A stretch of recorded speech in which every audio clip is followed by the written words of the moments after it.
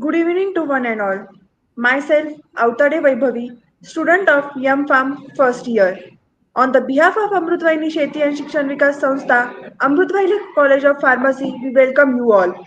Today, Amrutvahini College of Pharmacy organized an expert talk on pharmacovigilance and aggregate reports in the CROs.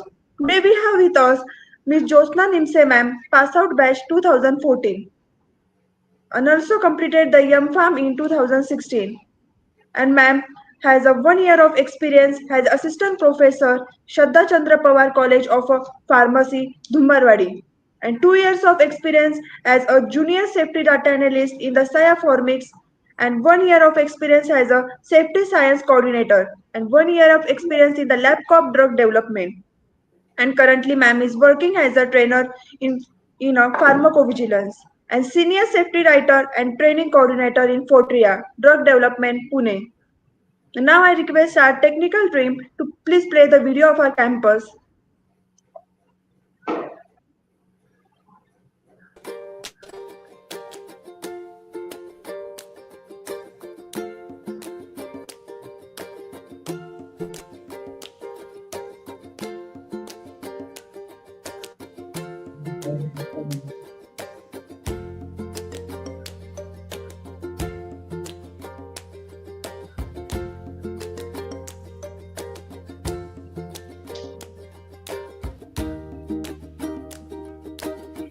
These are the bus facilities of our college for the students.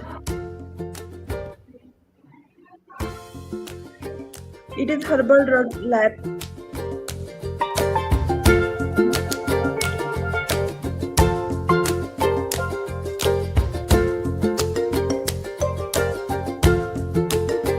It is the awards which is given. The principal of our college is Dr. Chawat sir.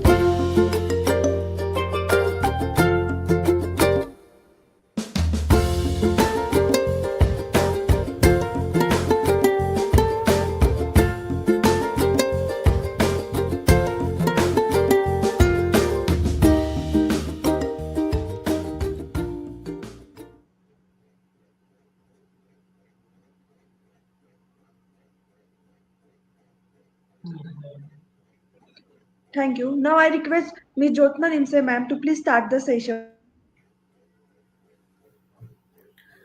Thanks, Vaibhavi, for the wonderful introduction of mine.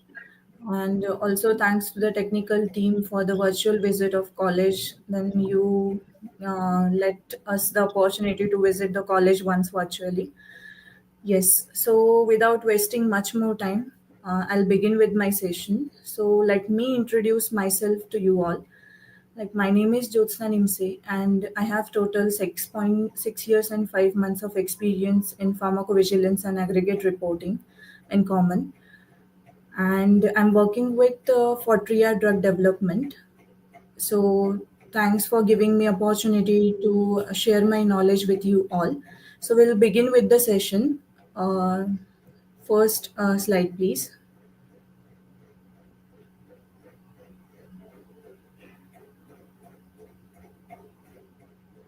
Okay, so topic for today's session will be like pharmacovigilance and aggregate reporting in clinical research organization. We also call it as CROs. So moreover, in common, the aim for this is to focus on patient and drug safety. In our population, like we live in a society, we have forces to control on us, like to we have a control of three forces, that is armed navy and police force over us. But for the drugs, we are the controllers to focus on patient and drug safety both. Next slide, please. Okay, so introduction. What is pharmacovigilance? We hear many times as pharmacovigilance, medical coding, then aggregate reporting. So I'm aware that you had a medical coding session. So pharmacovigilance is the first step before the medical coding that you will get to know in the upcoming slides why pharmacovigilance step is performed before the medical coding. So I would like to begin with the definition. Like pharmacovigilance is the science of monitoring medicines and vaccines for safety and adverse effect. It involves detecting, assessing, and preventing problems related to drug. It also includes the assessment, collection of data, and storage of data. Now, what kind of data? There are three main types of post marketing pharmacovigilance, and those are drug safety surveillance, drug abuse, and adverse effect monitoring. Then, safety monitoring of new products. Now, what is drug safety surveillance? As we all are aware, surveillance word means to keep a watch. Drug safety, if any drug is marketed before marketing, we call it as a pre-marketing studies and then post-marketing studies. There are two types of, and mainly pharmacovigilance is the comprises of both pre-marketing and post-marketing studies. So drug safety surveillance is to keep a watch on drug. Then drug abuse, as we know this term since college days, that drug abuse means it's misuse. So the team of pharmacovigilance or the officers, those who are working under this field, they are mainly focusing there should not be a drug abuse or misuse of it. And then adverse effect monitoring. When the drug is marketed, when obviously it undergoes various clinical trials and then safety stages, but still some of the people or some of us in the society we get adverse effects. So to keep watch on that, the adverse effect is always monitored by the PV scientist or PV officers. Then the third point is safety monitoring of new products. As I discussed in the above 2 points, like drug safety surveillance and drug abuse and adverse effect monitoring, the same is done in safety monitoring of the new products. When the COVID vaccine was launched, we had a team, not we, but we had a team at backend to work on its safety, that whether the people are not getting any kind of adverse effect, etc. So this all overall, the introduction slides gives us an idea that pharmacovigilance is mainly, in a simplest term, you can call as to keep a watch on the drug, the safety, keep a watch on drugs and the patient safety. Any questions on this slide? So let me tell you, those who are watching it live or those who are attending. So moreover, I would like to be an interactive session. More than only I'll be speaking and you'll be our silent listeners. So I would like the questions from you. Next slide, please. So steps in PV. As you can see in the right side corner, I have pasted one diagram. So it is a pharmacovigilance cycle. So what is that exactly?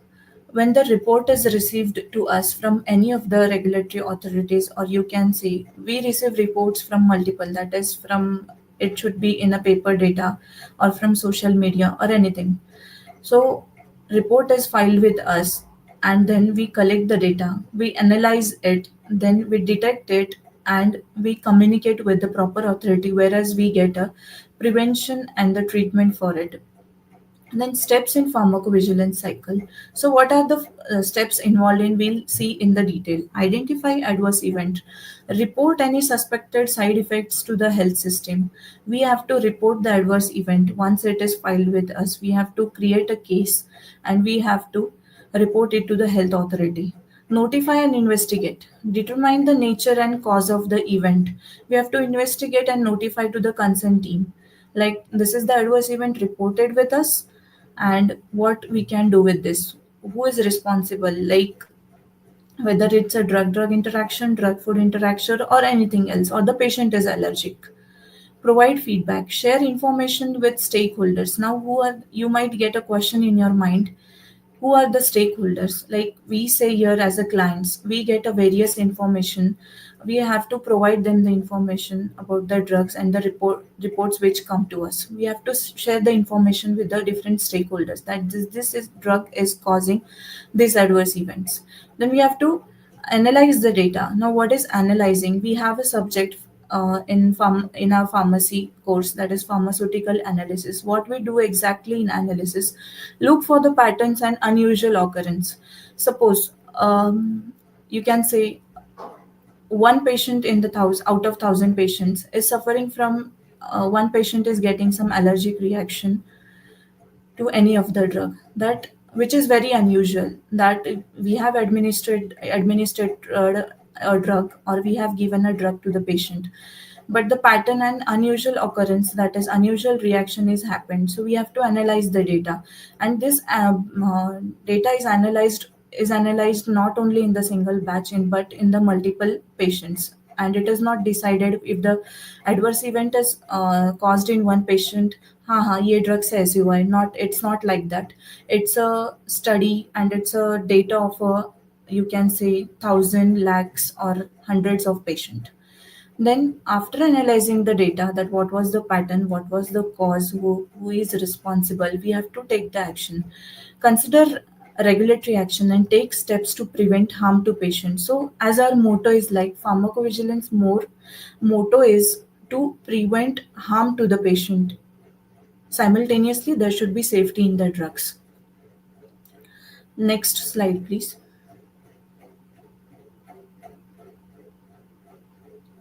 So I'll move on to why I have, now you might get a question like ma'am has why ma'am has included this slide in this training part. So I felt that you all should know that what the background things are going in pharmacovigilance, like what are the career opportunities. So that's why I've included this slide in between. So job roles, whether pharmacovigilance is the right option for you or not. So, job roles which include drug safety officer, then the medical writer, pharmacovigilance scientist, clinical research associate, drug control director, safety and senior safety writers.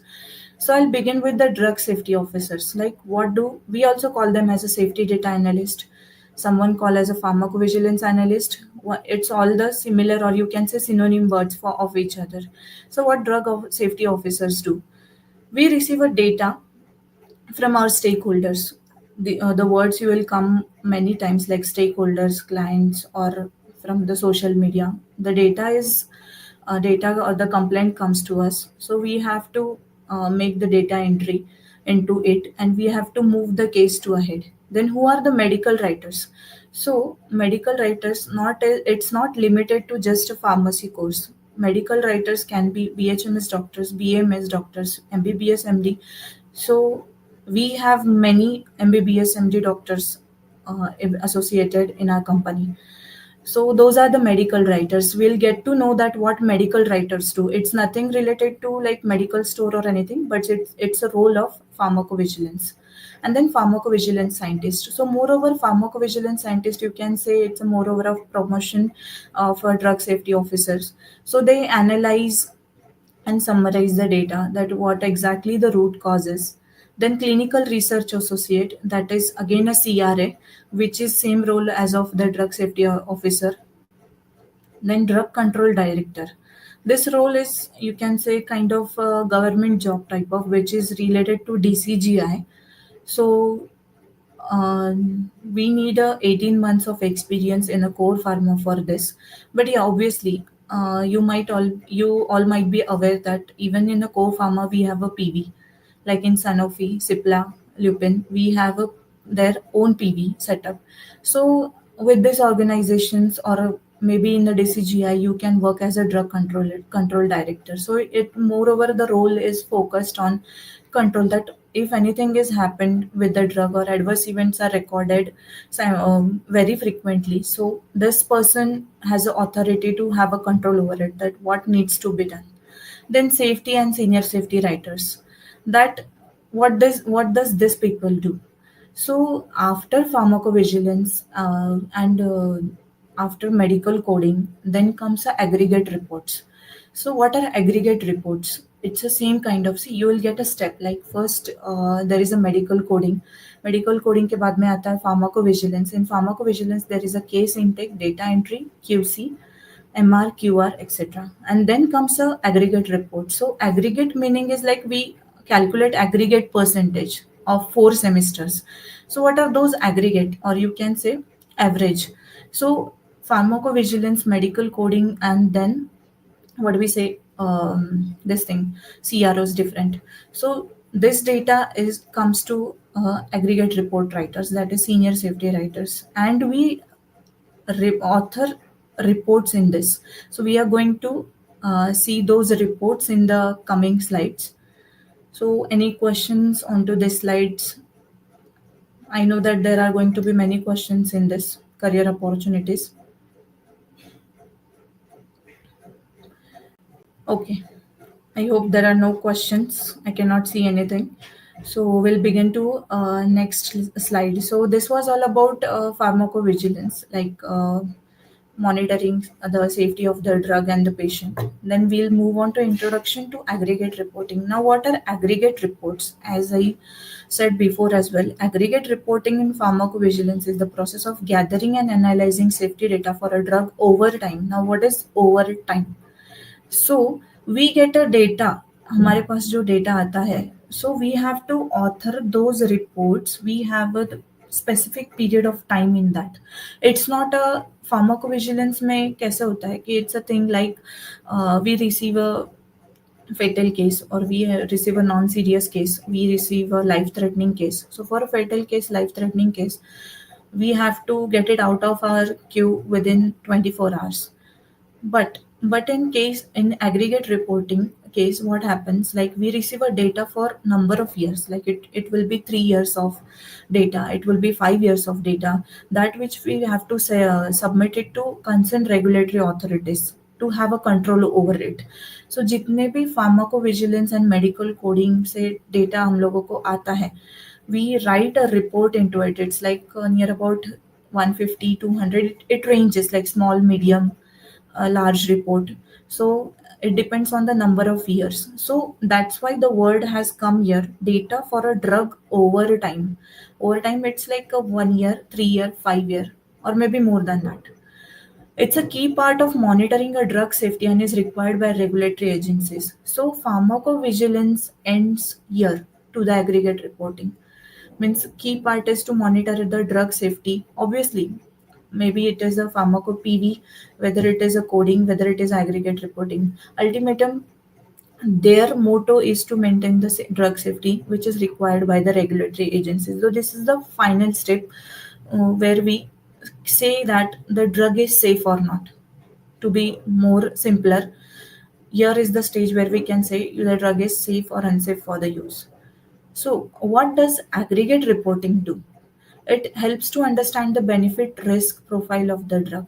Now, I will not go much deeper into it because it's a little bit a difficult part for you all to understand it. Now, what is it is very simple, means like it is understandable by reading only. And benefit risk profile of a drug.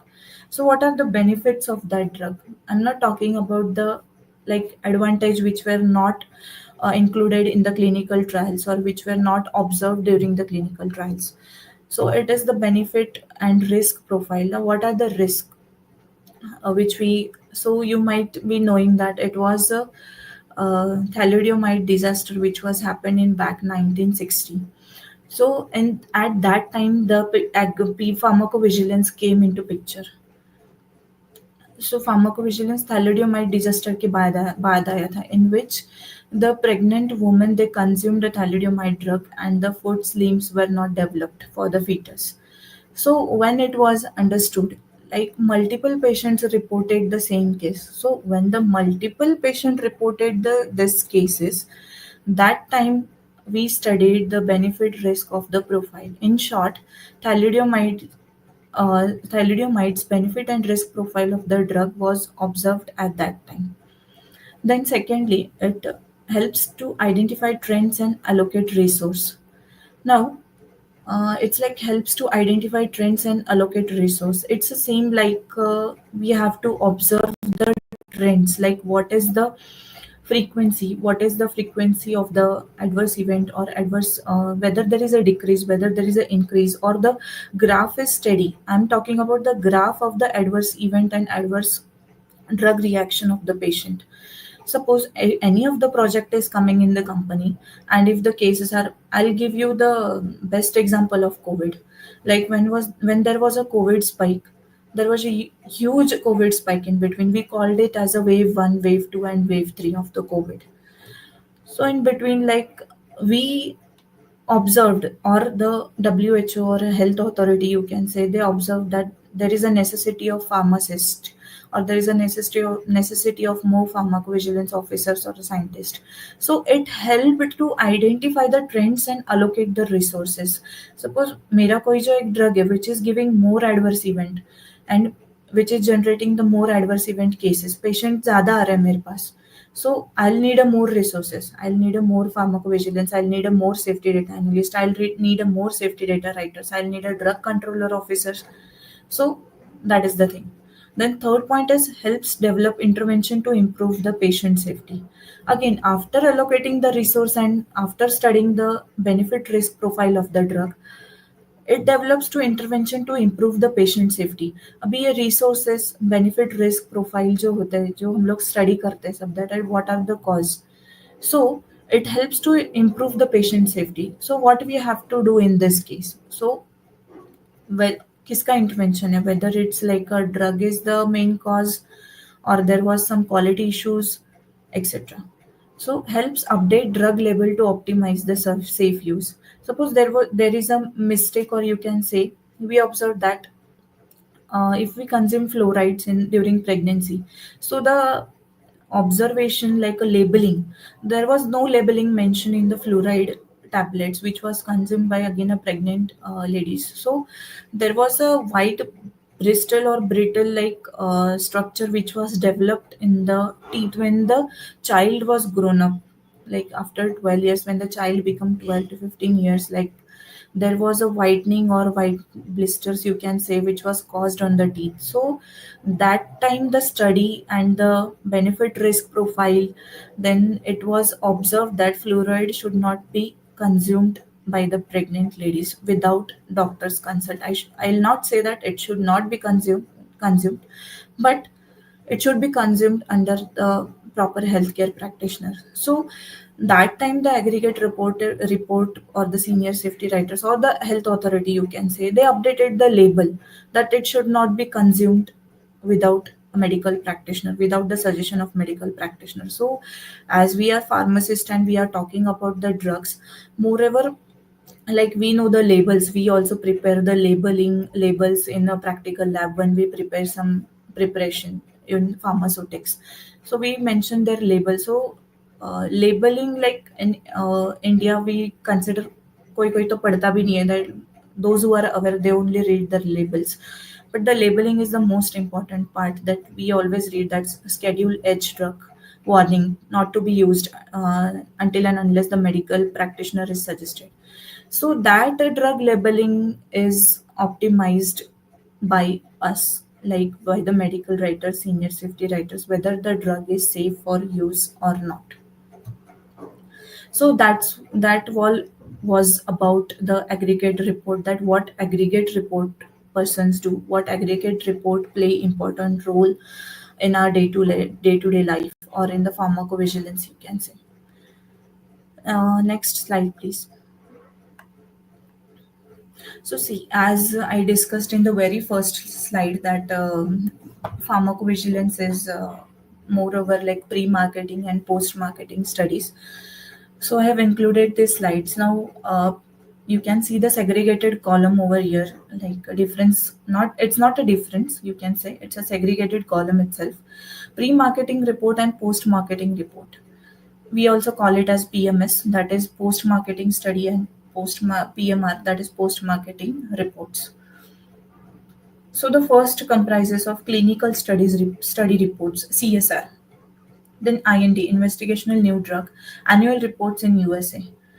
While the second column in the pre-marketing report includes annual safety reports, that is ASR, which are specifically applied to European countries, that is EMA region, that is EMEA. Then development safety update reports, that is DSUR. Now let me tell you that it's a moreover part of aggregate, not in PV. You will not get to hear these words in the PV, like DSUR, PBRER, PSUR, PADER, etc. Then post marketing reports, periodic safety update reports. Name itself, if you read the name twice or thrice, you will get an idea. Periodic safety update report, that this report is being updated periodically. Then periodic adverse drug experience report, that is PADER. Then periodic benefit risk evaluation report, that is PBRER. We also call it as a PBRER, the thing which I was talking in the previous slide. Like the aggregate study is carried over the time. So this all are the types of report which are studied over the time. So these are PBRER, PADER, PSUR, DSUR, and PBRER, and NDA and ANDA approval reports. Next slide, please. So we'll study in detail, like what are these studies exactly, that is pre-marketing and post-marketing studies. CRS study, that is clinical studies. Now this is a document which summarizes the result of clinical trials carried out. So obviously clinical trials are carried out before the marketing, before the drug is launched in the marketing. So it is included in the previous slide, like CSR, in the CSR study. So this document which it is a result of the clinical trials which are carried out. We have to submit this study, and then we have to see the results, whether we are going to work on this drug specifically. Are we going to have a drug in this market? Are we going to take a MAH for this? Now what is MAH? It is a marketing authorization holder. We need a marketing authorization holder for each and every single entity or moiety, you can say, before it is being launched in the market. So second is like DSUR. Now drug safety update report. So these are the all abbreviation forms, like drug safety update reports. This is a document which comprises of safety information about the drug during the clinical development. Like see, this document, as we said, the CSR, this clinical trials, this summarizes the result. But in DSUR, we get a safety information about the drug during clinical development. When the drug is under development before launching into market, we keep a information about this. So in CROs, like DSUR comes very often, because all the drugs are reason क्या है इसके पीछे, that why drugs are coming in the market. Suppose I'll take a simpler example of paracetamol. Now paracetamol is invented long back, I would say. So इसका DSUR आएगा नहीं आएगा. We just have to keep it updated, like we renew the SOP every year, right? When there is an audit in our company or college, you can say, we check all the SOPs whether it is updated. So just this is a updation of the document. That's why the reason is we don't get much DSUR reports and PSUR. So it refers to a risk benefit assessment of a drug after it has been authorized by MAH. As I said, you MAH is marketing authorization holder that we need for each and every single drug before it is entered or before it is being sold in the market. So again, it gives a study about risk benefit, which we studied in the pharmacovigilance. So you can interrelate that pharmacovigilance and aggregate report is much more kind of interrelated thing. I would not say similar. It's not similar at all, because totally the steps in the pharmacovigilance are different and aggregate report is total different, though it is a comprised study of aggregate report. So this PSUR refers to the risk benefit assessment of a drug when it is authorized by MAH. Now, once the MAH gives the approval of the drug, then PSUR, periodic safety update report. Now, होता क्या है कि as I gave you the example of paracetamol, let's stick to the paracetamol, so it will be much more simpler you all to understand. Then what happens? Paracetamol say adverse event we are not going to have, only it's not the case. We are going to have some adverse event due to paracetamol after consuming paracetamol. Someone get may get headache, someone get may get dizziness, someone may get rashes on their skin. So these are the disadvantages. So keep that reports updated in a specific time. So we have given the name periodic safety update report. So it may be updated in 6 months, it may be updated in 1 year, it may be updated in 3 years, and it may be updated in 5 years. Now you might got a question in your mind that who decides, कौन decide करता है कि ये reports कब update होंगे. So again, go back to the first or second slide, that we do this study periodically as a risk benefit assessment. अगर अगर कुछ भी नहीं आया, the graph is very normal, the graph is very steady, like paracetamol we are not getting any kind of adverse event, or the adverse event is such like that it is not causing any major effect to the patient's body until and unless we don't take any action. ऐसे नहीं है कि एक patient को rash आया and then we are updating the whole paracetamol ka essay and everything. That is not the case. It should be like, I would not say life threatening, but like it should be a major adverse event.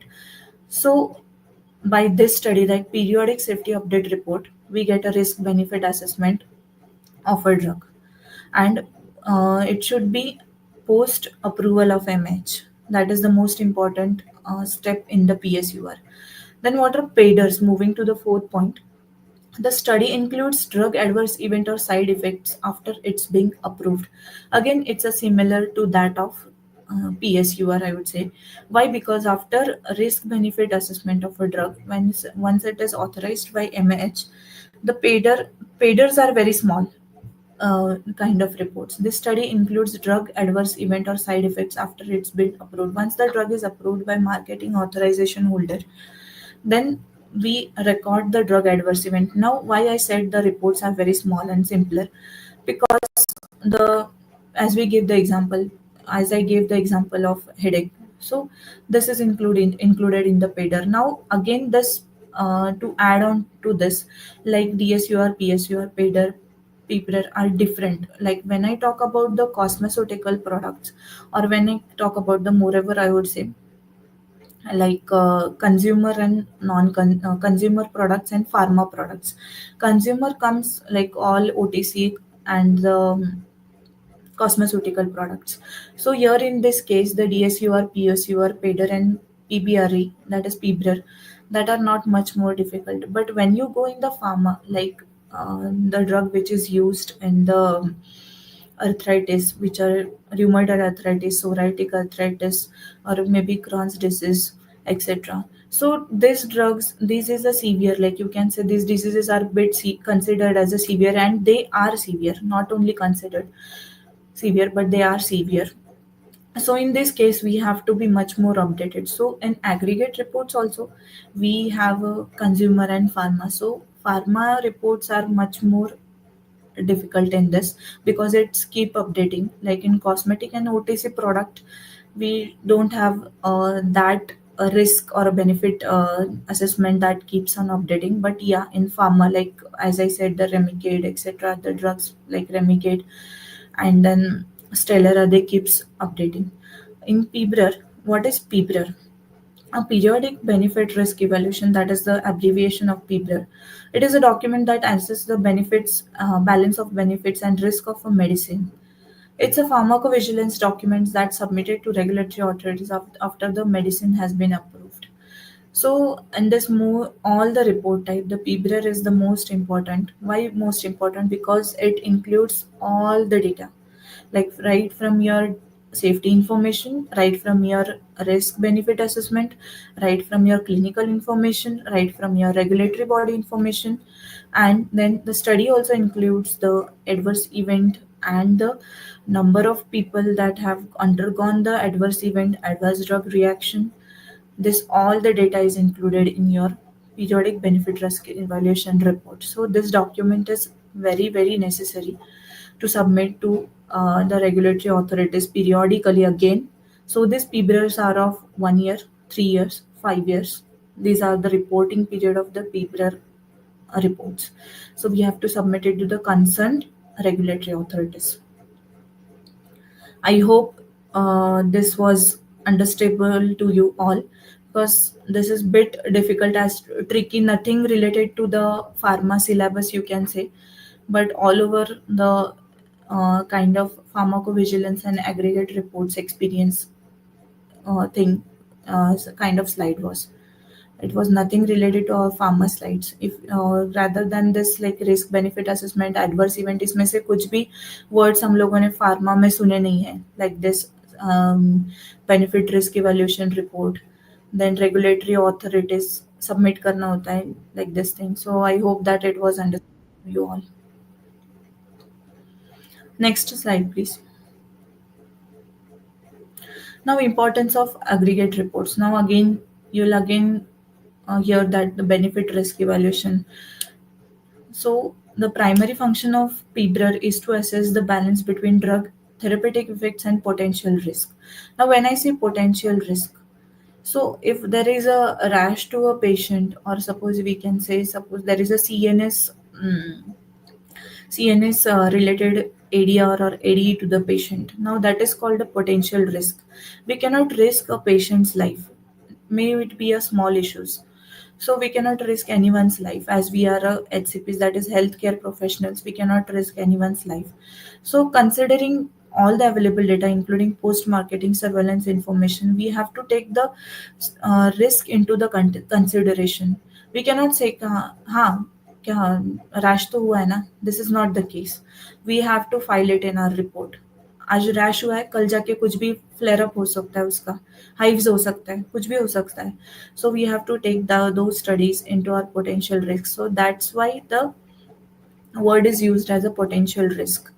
So the what we say, the effect, and we have studied pharmacodynamics and pharmacokinetics in the very first year of our pharmacology. So this is very closely related. Pharmacovigilance is very closely related to pharmacokinetics and pharmacodynamics. Why I'm saying it is very closely related?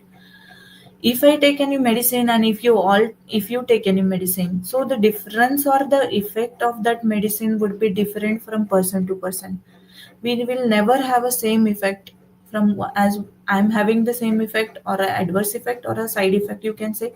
So that person is going to have. Some of us we would be able to like take the COVID-19 vaccines very easily. But in some patient, we had a knee pain, some had a back pain, backache, I would say, some had a headache, some had a nausea, dizziness in them. But it was not a case for all. So that's why the potential risk which are happening because of any of the drug, we have to take it in the consideration.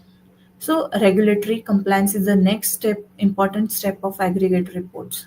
As we as we looked into very first slide of the aggregate reports, that the aggregate reports are being submitted to the regulatory bodies, and I said that this is the last step of the pharmacovigilance. So regulatory compliance. Now word compliance. What does word compliance itself mean? That we should be compliant.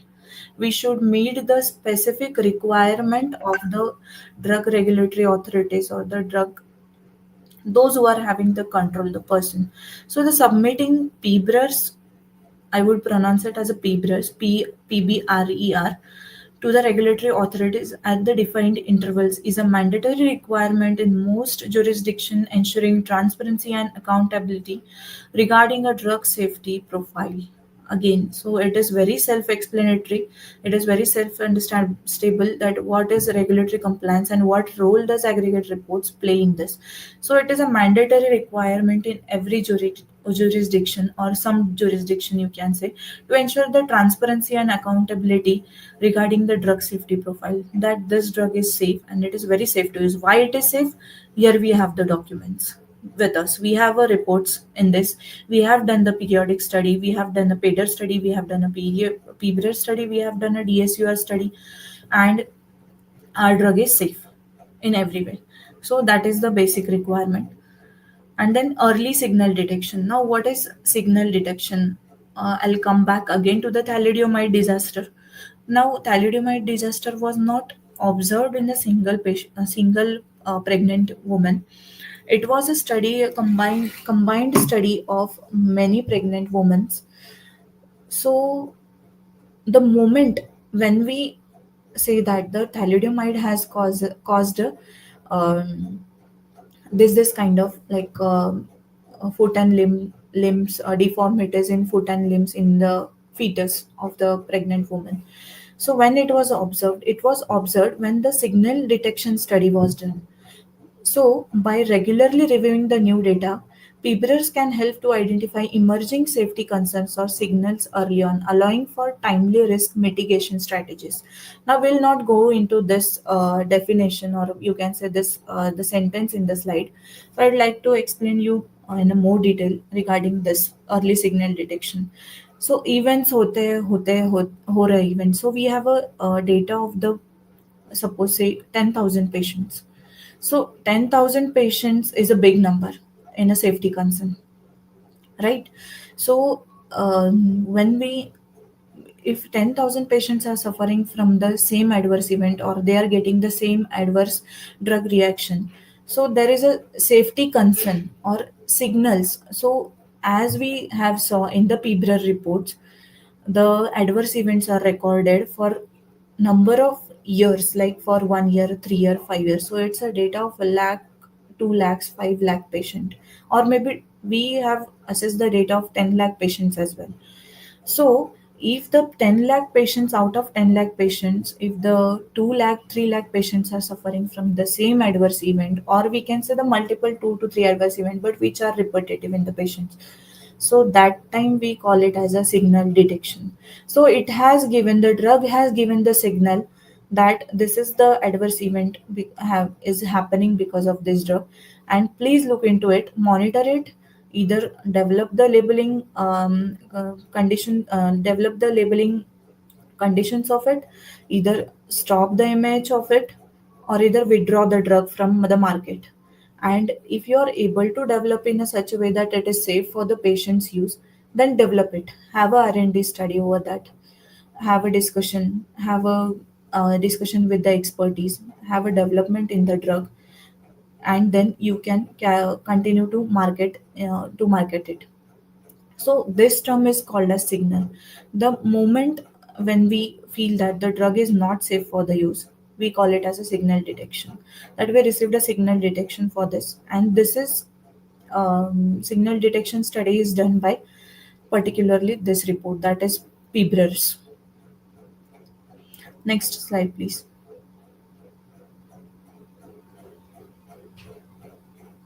Next slide, please. Okay, continuing to the slide, informed decision making. Provide valuable information to healthcare professional and patients, enabling to make them informed decision about the drug used based on the latest safety data. Now again the same, once the report is with us, we have everything a clean and clear picture with us. So it is very simpler to make a decision to the professional and healthcare professional and patients as well, enabling to make informed decision about the drug use based on the latest safety data. Based on the safety data provided in the reports or in the documents, we can assess what needs to be done with that drug. As I discussed previously, whether it needs to be developed, whether it needs to be withdrawn, or it needs to be progressed. Then again is the last one is the risk management strategies. The report can identify areas where the risk minimization measures may need to be implemented and strengthened, such as updated labeling or a patient education programs. Again, the same point which we discussed, that risk management strategies, how the risk should be reduced for if any drug is causing any adverse event or a side effect. So we can update the labeling condition for it. Then we can have a patient education program, then how this drug should be used, when should be used, when not to be used. So these are the importance of aggregate reports. Next slide, please. Now, AI tools used in PV. So we have like from our social media to our professional life, we have AI intervened in our pharmacovigilance as well. Though we are not using these tools, but I felt to include this slide for your information. You will easily get it the information from Google as well. I have taken this information, moreover this slide, not all the information, but for this slide I have referred to Google. Like these are the AI tools which are used in the PV, like VG base. These are the database, you can say, a global database of adverse drug reaction that uses artificial intelligence to analyze safety reports. Now, these all are going to work with the ADR and AD, again, the safety concern and safety of the patient and the drug. These are used to analyze the safety reports. Then, ultra vigilance, it is, I guess, it is moreover done in the European countries. Ultra vigilance, as far as my knowledge, uses machine learning to identify potential safety signals. Again, you will see the safety signals from patient and healthcare professional reports. Now, here in this database, if you have this tool in your devices, not with us in that particular countries, this is not implemented here in our country yet. So this is the machine, or you can say a app kind of thing, where the potential safety signals from patient and healthcare professional are reported. So we can manually, as we scroll our social media, we can enter this our data from we can enter the data into this sites or into this tool, whatever the adverse event or the adverse drug reaction are caused.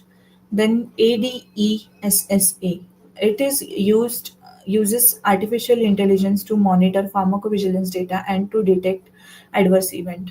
Now this is moreover a detection kind of tool. Then IBM Watson uses machine learning and predictive analytics to speed up the drug discovery and development. Now, after all the studying the safety reports, now this tool is helping you to give a prediction of the analytics to speed up the drug discovery and development. That what development, what upgradation, withdrawal is needed of that specific drugs. Then tree factor, a data preparation and cleansing tool that helps identify correct data quality issues. Now this is moreover, this is not related to anything drug. This is a separate database kind of thing. It's a machine which is used to correct the quality issues data, more database you can say. Then Info VIP, it's an FDA tool that uses AI and visualizations to help safety evaluators and examine the data, whether the data is correct, whether the visualization which is getting there to they helps for the safety evaluation of the data. Next slide please.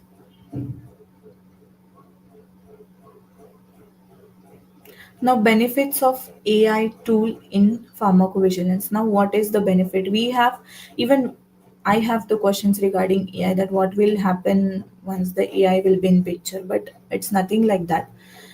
So we'll see the benefits of AI in pharmacovigilance. That is, first of all, we'll get an improved data analysis, analysis, AI can help to analyze large amount of data, including unstructured data like clinical notes and social media. Now, why social media? You would say that PV में social media कहाँ से आया?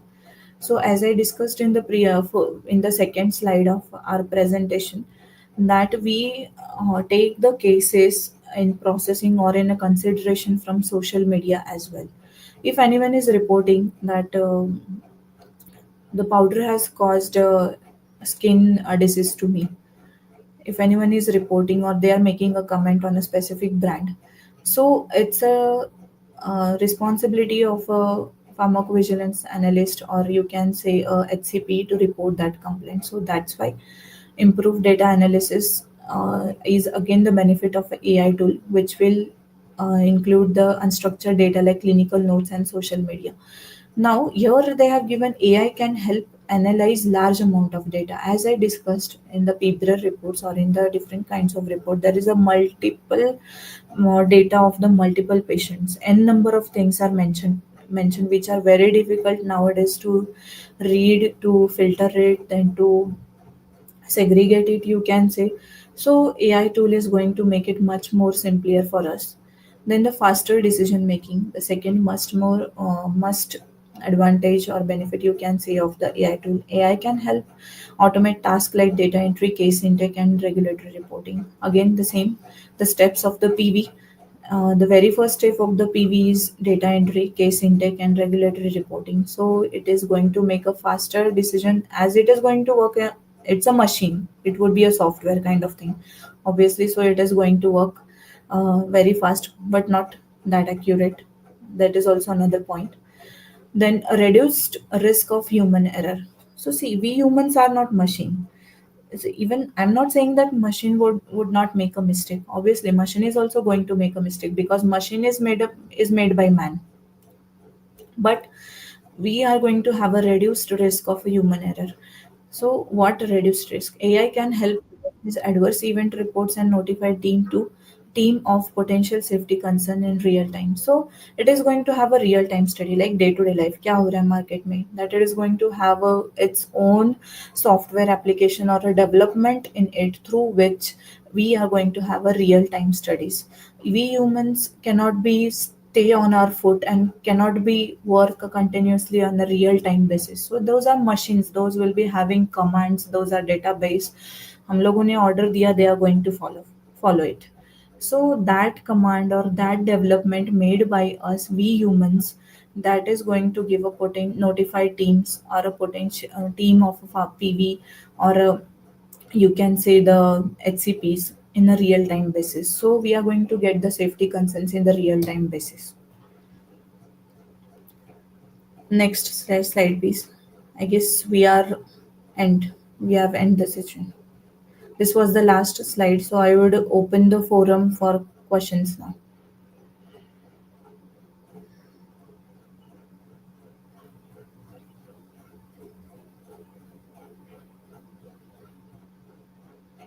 Okay, so Deepika, so thanks for your question, and I would appreciate that you were the first. So your question was the question was raised by Deepika Kadam. How does pharmacovigilance contribute to public health? So see, Deepika and all of you, like pharmacovigilance, the definition, as I said, it is pharmacon, that is to keep a watch on drug. So the contribution from the pharmacovigilance in the public health sector is like main safety and efficacy of the drug. So once the adverse event or adverse drug reaction is reported to us, we file a case of that, we do the quality check of that, we do the medical review, we do the quality review, we file a report of that, we study on the reports, and then we submit to our regulatory bodies. Now what does this regulatory bodies does? I'm continuously saying that it is reported to regulatory bodies, it is reported to this body. But what does this do? They do the study of these drugs, and they check key exactly what is happening, and whether this drug needs to be improved, whether the labeling condition of drug needs to be updated, whether the drug needs to be um, withdrawn from the market. As you might know, Deepika, to answer your question, as you might be aware, in the last January, that is of 2024 January, the Meftel's pass was withdrawn from the market. Why it was withdrawn from the market? There was a reason. It causes a severe CNS, that is central nervous system disorder. तो ये कहाँ से data आया? ये data मतलब we have a question like कैसे ये हुआ कि how metal spas was withdrawn from the market and why it was withdrawn from the market. Why we have the answer that it was causing a severe CNS disease. But कैसे हुआ ये? तो ये जब केसेस आते गए कि this drug is causing this event, so we did the study. We, as a healthcare professional, we studied on that drug. When it was proved in the real time basis, when it was proved by the MRs QRs कि हाँ this is the reason, when the regulatory officers or the regulatory bodies of our country, or you can say the multiple countries, they said that yeah, this drug is unsafe for the use. So this is the moreover contribution of pharmacovigilance to the public health, that we are the watchers, we are the drug watchers. I hope I answered your question. Okay, so Jay, the question was from Jay Gunja. Is there any online course after B Farm for pre-marketing and post-marketing studies? Okay, so Jay, to be very precise on your question and to understandable to others as well, so Jay wants to ask that in a simpler way: Are there any course available after B Farm in relevance to pharmacovigilance or in relevance to aggregate reports? This was your question, right, Jay? Because a specific pre-marketing and post-marketing studies are comprises of pharmacovigilance. So yes, we do have courses after BPharm. There are the regulatory and clinical research questions. Sorry, not questions. Regulatory and research courses available. But to be more frank, it's a certification kind of thing. Like when I was in my schooling time, or when, yeah, you can say schooling time, we all had a course of MSCIT. That once we do a MSCIT, then we'll get a hands on to the computer, then we'll get to know. It's the same kind of thing. To answer your question, Jay, during our time, even your staff can means AVCOP staff can answer, we were not having an fair idea about these courses as well. We are not even fair, we were having 0% of idea about these courses. Still we are working at this position. So I would recommend that in M pharmacy course we get a better idea. Means when I was interviewed in this organization, so moreover the questions was asked was in relevance of pharmacology and drug regulatory affairs, which was a part of syllabus during MPharm. So I wouldn't recommend, because if you say that it is my own perspective, I'm not objecting or I'm not denying that the courses are not a good way to go. But yeah, again, it's your personal decision of individuals. Some many of the I have this question, actually good that you brought this question. There are many people who are coming to me, not even BPharm, the BSc, MSc freshers or the experienced people. They want to enter into PV aggregate, and they are asking me this question, that whether it would be a beneficial thing if we opt this kind of courses. But if you check the fees or the fee structure, it's very higher in the cost, and I don't think so that it is required. And because on the basis of that courses, you're going to get a job. Obviously, you're going to get a job as per your knowledge, as per your skill sets. Even we did not had a course. Even we all are working in an organization. No one did this course. Yeah, I would recommend, once you get a experience, you can go for a Six Sigma, Lean courses, Java. Then you can have a statistical program courses, but have a experience. This is nothing but like this courses offers again a pharmacology and a moreover drug regulatory affairs kind of subjective into this. I hope I answered your question. So the next question is from Aditya Gunja. What are benefits and limitations of using AI in pharmacovigilance? So see, Aditya, let me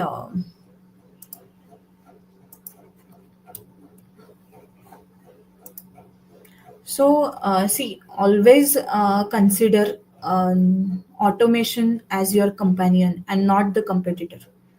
Why I'm saying, because as I was explaining the AI related slide in our presentation, there and there only I said that AI is going to help, but we will require a human intervention. And obviously AI is made by human, as computer is made by us. Computer को जो command दोगे, that is computer is going to do. But when there is a virus kind of thing, or when there is a hacking kind of thing, it's not going to work appropriately. So we have to intervene in this. And so that's why I said that always consider automation as your companion and not a competitor. It only helps to improve the way you work. Though manpower will be reduced in this, manpower is going to be definitely reduced in the AI. To capitalize AI, that would be more powerful, like I would say in this case. Now, what are limitations? Benefits, though we have seen in the slides, like faster way, will be able to monitor the safety data in what we can say in a real time basis. We have seen the benefits. After all, it's a machine, it's going to work for us very fast. But what are the limitations? Suppose I have a data of a 5 lakh patients, and AI is a tool or database, you can say. Database can give you some error, database can give you some kind of flaws in it. So it will have some limitations. Like we had a tool back in our organization, one tool, I would not disclose the name. So it was tool like processing of the cases. So what happened in that case, it was launched very smoothly, and then it worked for entire like 6 months 7 months. But what happened, it used to stuck in the one step. So we have to manually enter some data, and then we have to press the proceed button. So that will be the lagging of AI in pharmacovigilance, or limitations in pharmacovigilance. So human intervention is going to be a definitely part of it in artificial intelligence. No, okay. I hope I answered your question, Aditya. So next question is from Velis sir. What is the difference between adverse event and adverse drug reaction? So the difference between sir adverse event and adverse drug reaction is like adverse event are like any drug causing events, like which are because of drug happen, and the adverse drug reaction which is confirmed by in PV language, I would like to say that adverse drug reactions are which are comprises of when the HCP confirms, that time we can say it as a adverse drug reactions.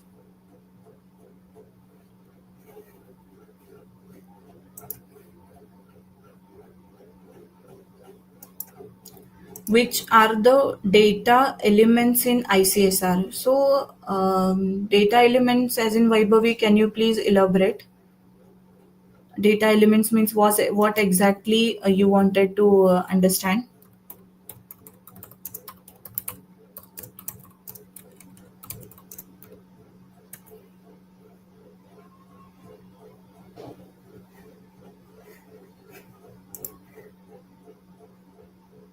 Vaibhavi, uh, can you please repeat your question? Okay. I guess, is there any course after BPharm? Which kind of course, Sakshi? Like in related to pharmacovigilance, you mean to ask?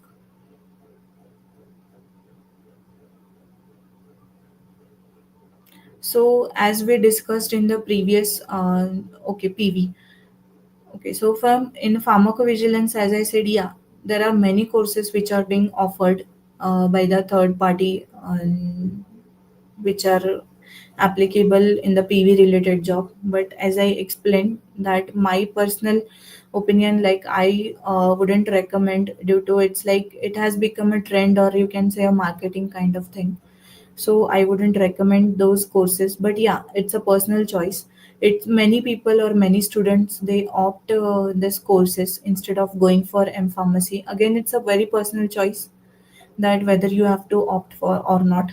But yeah, it's a we can it it's a totally our personal choice whether we have to opt for the course. Yeah, but it's not where somewhere it is like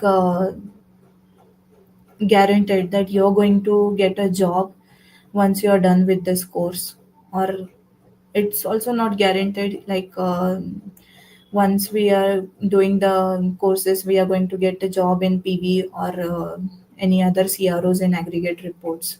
There are many examples with me personally that I have done a drug regulatory affairs course, and then is there any vacancy? So it is nothing relevant to that. We consider it as a not we consider it as a equivalent, to be very frank.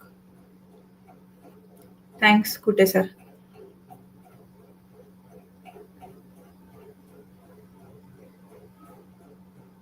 Thanks, Shoaib.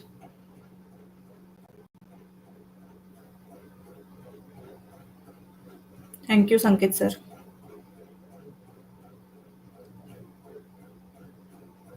Thank you, Velis sir. So, Velis sir, to be more precise about your question, like adverse event and adverse drug reaction. So, adverse event is like it is confirmed, like we have suffered from event, whereas you can say the adverse drug reaction is a subset of adverse event. So, moreover, we have to get a confirmation from healthcare professionals that yeah, this is a adverse drug reactions.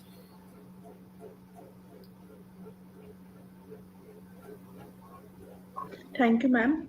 A warm and graceful evening to our eminent speaker, Ms. Nimse, ma'am, Principal Sir, Management Committee, and respected teachers and audience. It's my privilege to propose a vote of thanks and acknowledge the contribution of those who worked really hard to make this event possible. On behalf of College of Amrutvahini, Pharmacy and the entire fraternity of our institution, extend my sincere thanks to the Almighty for the making today's event success. A special mention to our respected principal Dr. M.J. Chauhan sir for being a catalyst that has stimulated us do our best. With a deep sense of appreciation, we thank our loving teachers for their untiring efforts. On behalf of my college, I extend a hearty vote of thanks to our alumni who spared the time from their busy schedule to grace the occasion. Your presence has not only added a glamour to our event, but it has also motivated and inspired us to strive for the excellence. Your achievements and testament to the fact that our institution has produced talented and dedicated individuals who are making a positive impact in their respective fields. Today we had opportunity to hear your thoughts and this will be surely encourage us in all our future endeavors. Thank you, ma'am.